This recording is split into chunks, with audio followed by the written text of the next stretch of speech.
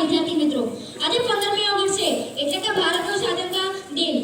1947માં આપણા ભારત દેશે અંગ્રેજોની ગુલામીની જંજીરો તોડીને આખી દુનિયા સામે ગર્વથી માથું ઊંચું કર્યું હતું। એટલે જ આપણે સ્વાતંત્ર્ય દિન ઉજવીએ છીએ। સૌને તો સૌપ્રથમ 80મા સ્વાતંત્ર્ય કરવાની હાર્દિક શુભકામનાઓ। મિત્રો, આ આઝાદી કોઈએ આપણને થાળીમાં પીરસીને નથી આપી। આ આઝાદી પાછળ લાખો ક્રાંતિકારીનું બલિદાન છે અને તેમના છાતી પર અંગ્રેજોની ગોળી વાગી હોવા છતાં પણ તેમના મોઢેથી એક જ શબ્દ નીકળતો હતો, ભારત માતા કી જય। મિત્રો, વિચારો, મારી એક વાત સાંભળો। દેશની સરહદ પર -40 ડિગ્રીમાં આપણા દેશના વીર જવાનો પોતાની ઊંઘ કુરબાન કરે છે, ત્યારે આપણે આપણા ઘરમાં ચેનની ઊંઘ ઊંઘી શકીએ છીએ। મિત્રો, એ વીર જવાનોને આપણા સત વંદન।